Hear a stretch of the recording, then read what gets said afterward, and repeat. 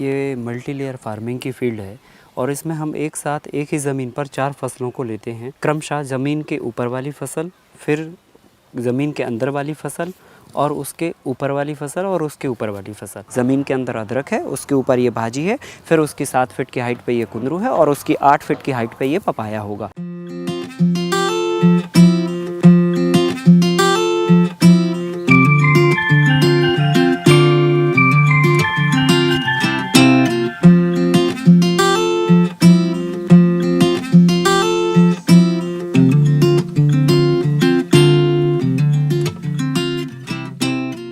देखिए, multi layer farming में यहाँ पर हम करीब 2.5 एकड़ ज़मीन में अलग अलग तरह की फसलों के कॉम्बिनेशन के साथ में काम करते हैं। इसका टोटल एस्टिमेटेड लागत अगर देखा जाए तो बेसिकली वैसे तो हमारे पास बांस खुद के हो जाते हैं, घास भी लगभग हमारी खुद की हो जाती है। अगर ये सारी चीज़ें हमें लेनी भी पड़े तो लगभग 1 से 1.5 लाख रुपए की अनुमानित लागत 1 एकड़ की होती है और ये लागत लगभग आपकी 5 साल तक चलती है। तो 1 साल की लागत लगभग आप 1 एकड़ के पीछे 30,000 के समथिंग समझते हैं। तो वो हमारी लगभग 1 से 1.25 लाख रुपए के आसपास टोटल 2.5 एकड़ में लागत होती है 1 साल की। और अगर हमारा और भी इन्वेस्टमेंट जोड़ लें, जैसे कि लेबर है या हमारा अपना खुद का खर्चा है, ये सब चीज़ें क्योंकि किसान काउंट नहीं करता कभी, पर इन सब को भी काउंट कर लें तो लगभग 3.5-4 लाख के आसपास का हमारा ये खर्चे का बजट जाता है। और अगर हम ग्रॉस प्रॉफिट की बात करें तो 15-16 के ऊपर हमारा ये फिगर होता है ग्रॉस प्रॉफिट का।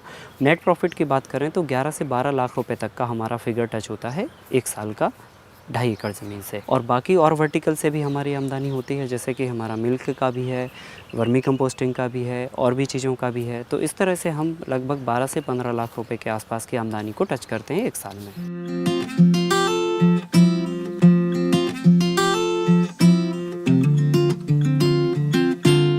फरवरी में हमने ज़मीन के अंदर अदरक डाल रखा है और उसके सरफेस पर हमने ये पत्तीनुमा सब्ज़ी बो रखी है। इसको हम चौलाई की भाजी बोलते हैं। आप इस जगह पे मेथी, पालक, धनिया या जो भी पत्ती वाली सब्ज़ी है वो हम बो देते हैं। तो इससे हमें 3 बड़े फ़ायदे होते हैं। पहला बड़ा फ़ायदा ये होता है कि ये ज़मीन को पूरी तरह से ढक लेती है 10 से 15 दिन के अंदर, मैक्सिमम 20 दिन के अंदर। तो कोई भी खरपतवार जो होता है, घास जो होती है वो उग नहीं आ पाती। तो घास नहीं उगती है तो हमारी घास निकालने का खर्चा बच जाता है।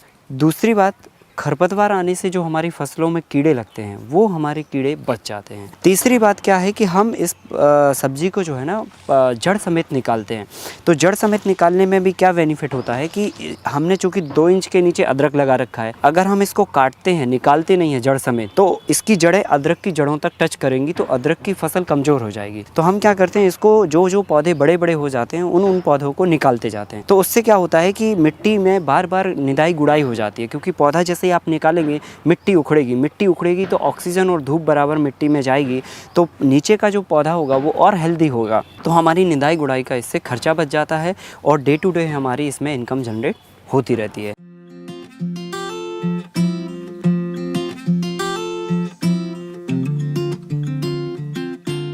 इसको ओपन में नहीं किया जा सकता। आप खुले खेत में करेंगे तो इसकी क्वालिटी नहीं आएगी और इतनी अच्छी पैदावार भी नहीं होएगी। तो हम इस पे क्या करते हैं, बेम्बू लगाते हैं, बांस लगाते हैं और बांस के साथ में ये घास का स्ट्रक्चर बना देते हैं। तो बेसिकली इससे क्या होता है, आधी धूप आधी छांव आती है, जो कि पौधों के लिए बेहद आवश्यक होती है। पौधे को जितनी धूप चाहिए उतनी धूप मिल जाती है, जितनी छाया चाहिए उतनी छाया मिल जाती है। तो ये गर्मी में भी फसल बहुत अच्छी हो जाती है और इस शेड का हम भरपूर उपयोग करते हैं। तो ये आप देख रहे होंगे कि बेम्बू के सहारे हमने ये बेला लगा रखी है। तो ये बेल के रूप में हम कुंदरू है, पड़ोरा है, परवल है, जिनकी पत्तियों की साइज छोटी होती है, वो वाली सब्जी यहाँ पर हम लगा देते हैं। तो तीसरी फसल के रूप में हमारी मंडप पर ये वाली फसल हो जाती है। फिर इसी जगह पर हम 12x18 में पपीते का फसल लगाते हैं। तो जैसा कि आप देख पा रहे होंगे यहाँ पर पपीता लगा हुआ है। तो ये पपीते की फसल इस मंडप के ऊपर जुलाई के बाद निकल जाती है और ये कंटिन्यू सितंबर के बाद नवंबर तक फलती रहती है और दिसंबर से हमारी इसकी हार्वेस्टिंग चालू हो जाती है।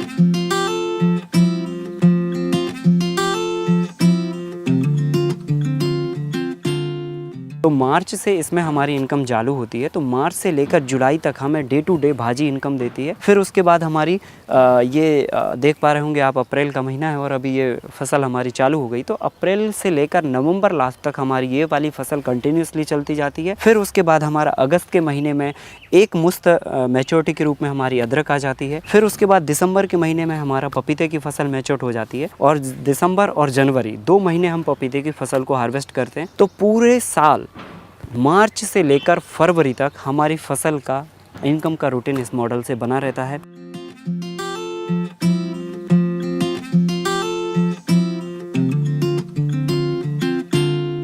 कितनी भी गर्मी पड़ जाती है तो लपट से हमारी फसल कभी झुलसती नहीं है, कितनी भी ठंड पड़ जाती है तो हमारी फसल पे पाला लगता नहीं है, और अगर ओले भी पड़ जाते हैं तो हमारी फसल इसमें डैमेज नहीं होती, क्योंकि पहले ओला इस घास पर गिरता है फिर आराम से जाके नीचे गिरता है, तो ओले से भी हमारी फसल को कोई क्षति नहीं होती है। तो कुल मिला के क्लाइमेट चेंज का भी कोई इस पर प्रभाव नहीं पड़ता है।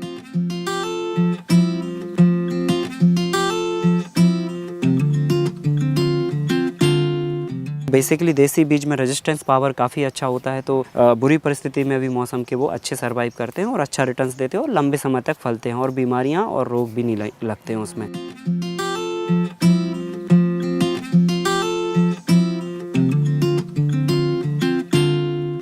जब आप 4-5 फसलें लगाते हैं तो 4-5 फसलों की छाया इतनी होती है कि जनरली जो है ना वाष्पीकरण की प्रोसेस ऑटोमेटिकली रुक जाती है, और कम पानी में भी आपका काम हो जाता है। जैसे कि आप 10 या 20% पानी का उपयोग करते हैं तो 10 या 20% पानी 4-5 फसलों के लिए हो रहा है, तो कुल मिला के आपको 2 से 3% पानी की ही ज़रूरत पड़ रही है, क्योंकि आप उतने ही पानी में तो एक फसल भी उगा रहे थे, अभी हम उतने ही पानी में 5 फसलें उगा रहे हैं, तो इसलिए हमें प्रति फसल पानी की बेहद कम आवश्यकता होती है।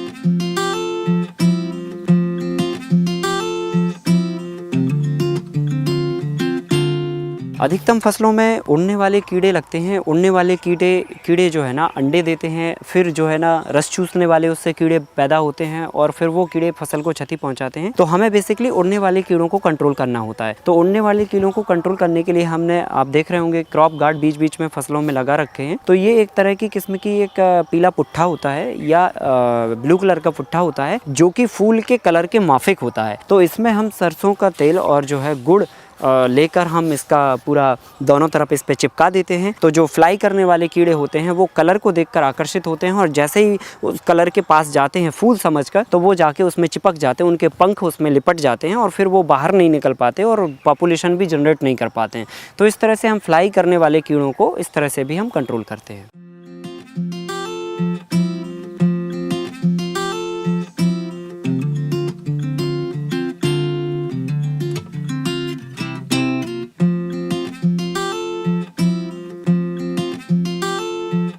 लगभग 40 टन के आसपास एवरेज हम खाद यहाँ से बनाते हैं, और लगभग 4 से 5 टन का उपयोग हमारे खेत में होता है। बाकी का जो 35 टन के आसपास खाद है वो हम यहाँ से सेल करते हैं। तो लगभग जो नॉर्मल इसकी कीमत है वो 500 रुपये कुंटल है, 5000 रुपये प्रति टन। और अगर आप 35 टन खाद बेचते हैं तो लगभग 1.5 से पौने 2 लाख रुपए की आमदनी इससे जनरेट होती है, खाली इतनी जगह से खाद बनाने से।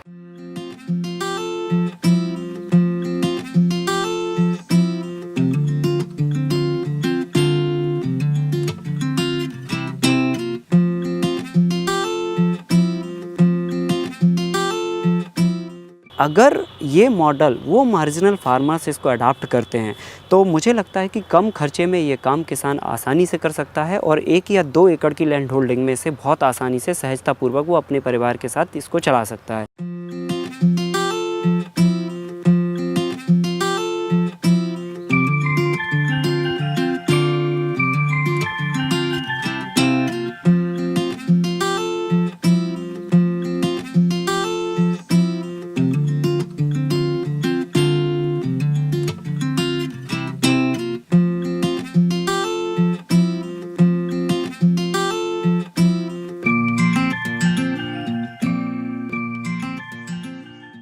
किसी व्यक्ति का सपना होता है कि डॉक्टर बनना है, अच्छा पैसा कमाना है, अच्छा नाम कमाना है, लेकिन मेरा डॉक्टर बनने के पीछे का सपना ये था कि लोगों की सेहत अच्छी करनी है। तो मैंने देखा कि मैं डॉक्टर बन के शायद लोगों की सेहत अच्छी शायद ना कर पाऊँ, क्योंकि आज की तारीख में जैसा खान पान हो रहा है लोगों का, उस खान पान के दौर में चीज़ें और बिगड़ती चली जा रही हैं, लोगों का सेहत दिन प्रतिदिन बिगड़ता चला जा रहा है। तो डॉक्टर सेहत तो नहीं सुधार पाएंगे, आपको जो तकलीफ़ होएगी उसको सुधार पाएंगे, तो क्यों ना हम सेहत को सुधारें, सेहत को बिगड़ने ना दें। उस बात पर हमारा ध्यान गया, तो दिमाग में विचार आया कि क्यों ना खान पान को सुधारा जाए और ऑर्गेनिक खेती की जाए। तो जून 2011 में ये विचार आया और तभी से मैंने खेती का काम चालू किया।